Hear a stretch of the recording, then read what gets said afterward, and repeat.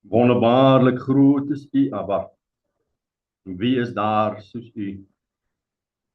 U wat in U alwetendheid en alwysheid mense opgerig het om 'n volk te lei. Ampte uitgesit het sodat hulle U kinders kan bedien. Mense opgerig het om neer te skrywe dit wat vir ons belangrik is om te weet, om meer aangaande U te leer. En dankie vir daardie voorreg wat ons het om U woord te bestudeer. Dankie vir U Gees van die waarheid, Ruach HaKodes, wat in ons woon en ons in alle waarheid lei. Ons soek na waarheid, want U is waarheid. Daarom vra ons, omvou ons met U liefde, gee ons 'n gees van onderskeiding, open ons ore en ons hart, dat ons kan sien wat U wil wys, wat U wil leer. Enige gedagtegange, enige lering teenstrydig met U wil, U woord, vra ons dat U ons daarteen beskerm in Yeshua se naam. Amen. Ons gesels nou in 'n reeksie aangaande die vaders en moeders wat 'n verhouding met Jahweh gehad het, en ons sien wat ons daaruit kan leer. Want hulle was mense soos ek en jy. Hulle het ook foute gehad, hulle het ook sonde gedoen.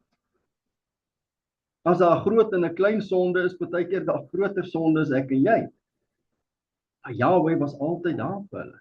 Hy het hulle gehelp, hy het hulle gelei, hy het hulle beskerm. So daarom is dit belangrik dat ons kyk die verhouding wat hulle met Vader gehad het en wat ons daaruit kan leer, sodat ons 'n beter, voller verhouding kan hê. Nou, vandat ek nou die skrif so bestudeer, gaan enorme dinge vir my klop. Want jou benadering tot die woord openbaar dinge wat vir jou verborge is. Want Vader maak net oop dit wat nodig is vir daardie seisoen, dit waarna jy soek. As jy hom soos 'n storieboek lees, gaan jy net 'n storieboek kry. So jou benadering tot die woord maak hom oop, soos wat jou hart soek. Nou, vandag kyk ons na Isak, die seun van die belofte. En wat vir my as persoon, as individu skokkend was, is so min wat daar geskryf is aangaande Isak en sy verhouding met Jahweh. Omtrent absoluut niks. Dis vir my, hy's die seun van die belofte. En toe gaan dit vir my oop, wyl hy die seun is van die belofte, is Jahweh se hand op hom, en ek glo, hy en Jahweh het 'n persoonlike verhouding gehad, maar dit hoef nie so groot te wees soos Abraham se nie. Dit hoef nie so groot te wees soos Paulus se nie. Want elke individu het 'n spesifieke rol, het 'n spesifieke taak. En al wat ons moet doen is ons moet inskakel in wat jou rol is, wat jou funksie is, nie die ou langs jou nie. Want elkeen van ons is 'n ander puzzle in Vader se groot legkaart wat hy uitspeel. Maar as jy nie jou rol speel nie, is daar een puzzeltjie weg.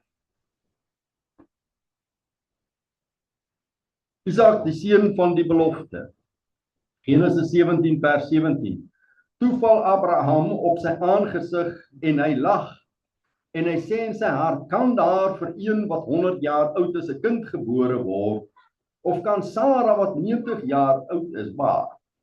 Net iets interessant, Abraham het gelag en Sara het gelag. Maar Sara het ontken, Abraham nie. En Abraham sê aan God, ag mag Ismael lewe voor die aangesig. So op hierdie stadium was hy nou al vergenoegd. Ek het 'n seun gekry. Ek het Ismael. Vir my is dit okay. Ek het die belofte nagekom aan my. Ek is gelukkig. Laat Ismael lewe, seun Ismael. Toe antwoord Elohim, voorwaar jou vrou Sara sal vir jou 'n seun baar en jy moet hom Isak noem. En ek sal vir my verbond met hom oprig as 'n ewige verbond vir sy nageslag na hom. So ek bevestig my verbond. As ons kyk na Isak, daar's geen verbreding van die verbond nie. Niks het bygekom of weggeneem nie. Vader sê net, ek bevestig, hy is die een, hy is die saad waardeur die belofte kom. Vers 20. Ook wat Ismael aangaan, het ek jou verhoor. Kyk, ek seën hom en maak hom vrugbaar en vermeerder hom buitengewoon. 12 vorste sal hy verwek en ek sal hom 'n groot nasie. Baie interessant. Die eerste keer waarna gepraat word van hoeveel kinders een gaan hê, is Ismael, nie Isak. So die belofte is gegee aan Ismael, 12 kinders. En nou moet Vader dieselfde doen vir die ander seuns. So daar kom 12 uit Israel. Maar my verbond sal ek oprig met Isak wat Sara vir jou ander jaar op hierdie tyd sal baar. En nadat hy klaar met hom gespreek het God Elohim van Abraham af opgevaar. So hier sien ons, Elohim praat met Abraham, en toe hy klaar is, toe sien hy, gaan hy op vir die ligging.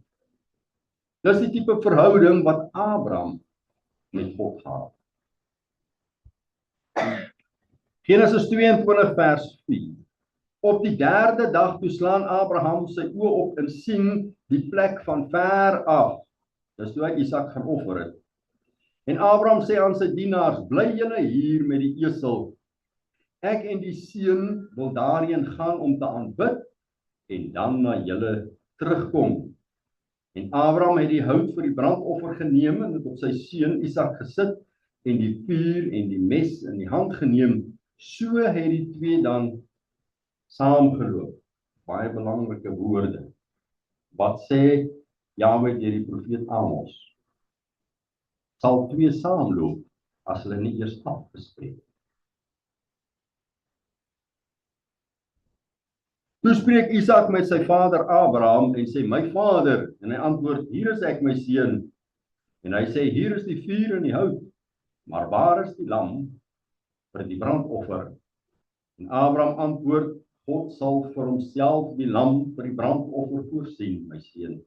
So het hulle twee dan saamgeloop. So hierso gee Abraham 'n profetiese woord van Joshua, van die Messia, Jahwe wat self die lam sal voorsien. En Isak het uit die rigting van die put Lagai-Roi gekom. Ons weet wat gebeur het met die offer, ek gaan nie daar in detail ingaan. Want hy het gaan woon in die suidland. Toe hulle klaar is van die berg afgekom het, toe sien ons Abraham het nie teruggekeer na die plek waar Sara gebly het. Hy het na 'n ander plek, hy het gegaan daar waar Hagar gebly het. Dit het ons in die vorige kere gesien. Want die aanname wat ek uit die woorde kry is toe was Sara klaar begrawe, Sara was klaar dood. So hy het nie 'n rede gehad om terug te gaan. Hy het toe gegaan na 'n ander plek. En so het Isak. En Isak het teen die aand uitgegaan om te pyns in die veld, en toe hy sy oë opslaan, sien hy met eens kamele aankom. Dit is hoe daar gestuur is om vir hom 'n vrou te gaan haal. Rebekka het ook haar oë opgeslaan en Isak gesien, toe het sy van die kameel afgegly en aan haar dienaar gesê, watter man is dit wat ons tegemoet loop in die veld?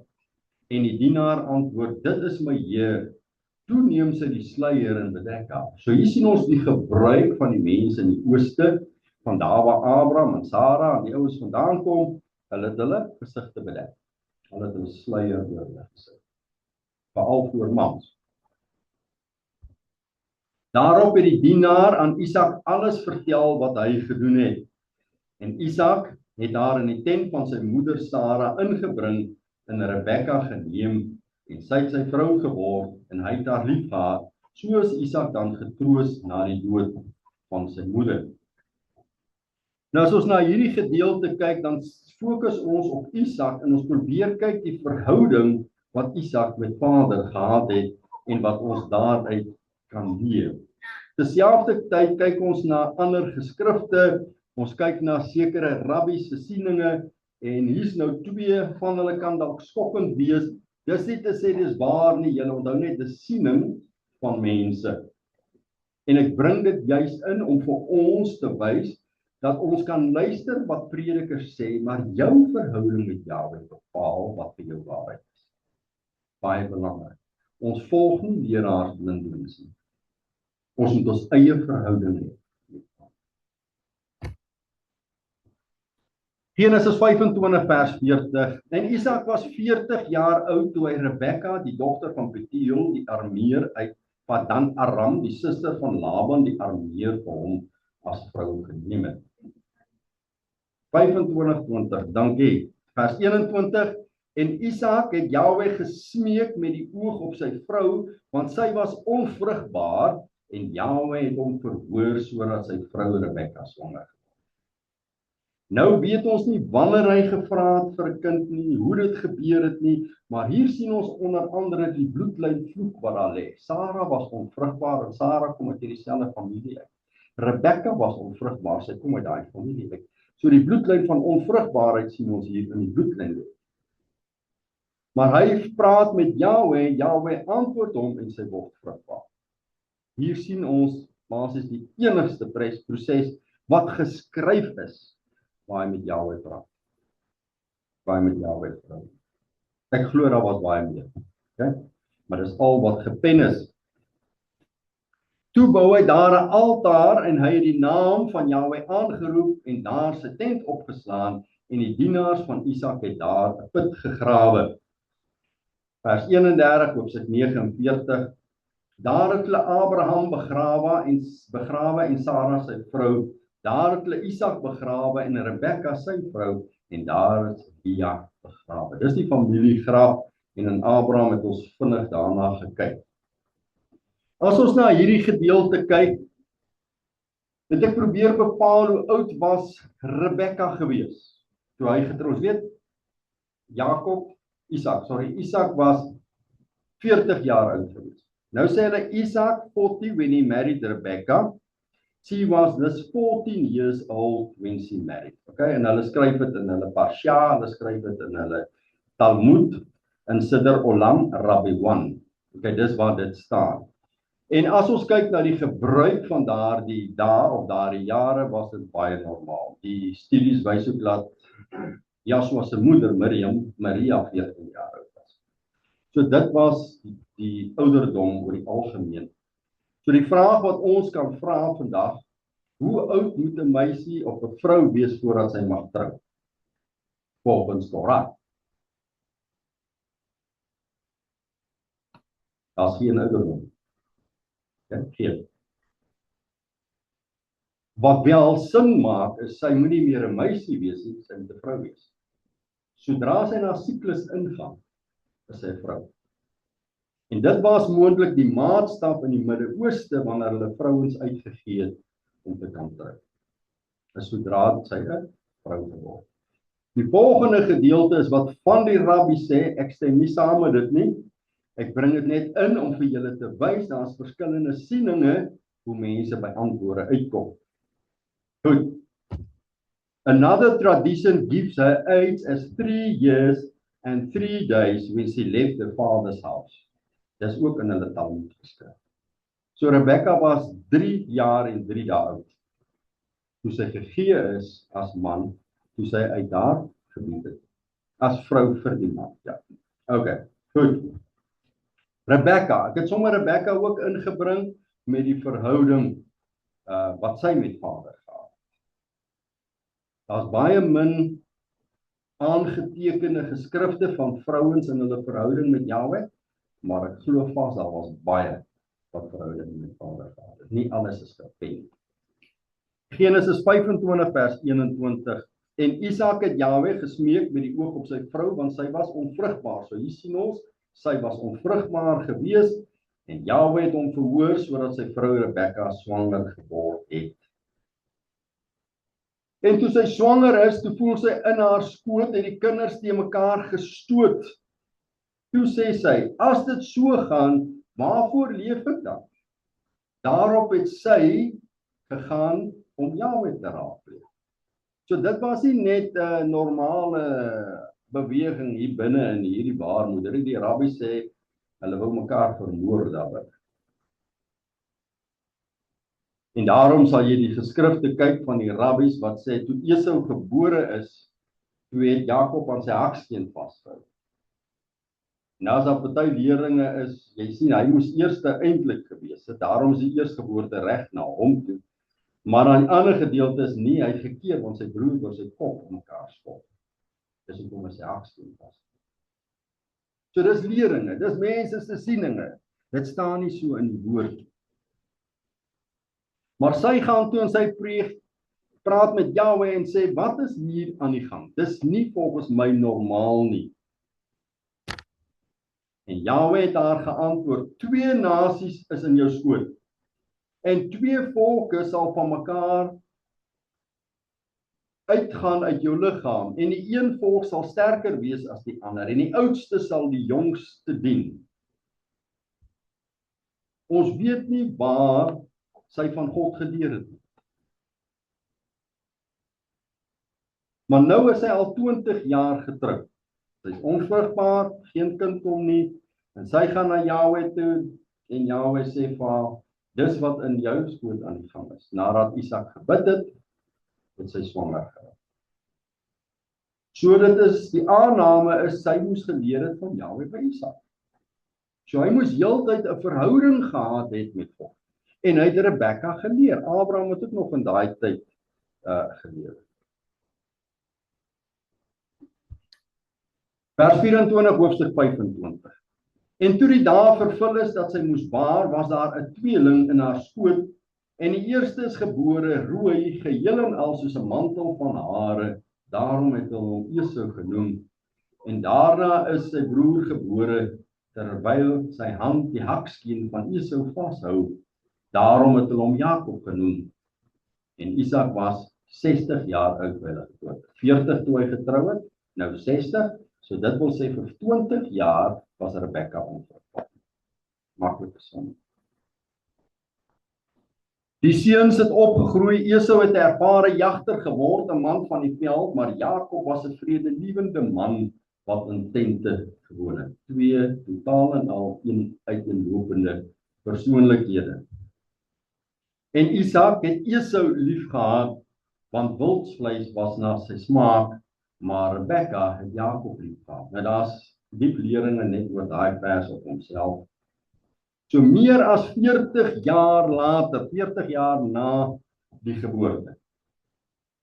Genesis 27 vers 5. En Rebekka het geluister terwyl Isak met sy seun Esau spreek. En Esau het in die veld gegaan om 'n stuk wild te jag en dit te bring. Toe het Rebekka met haar seun Jakob gespreek.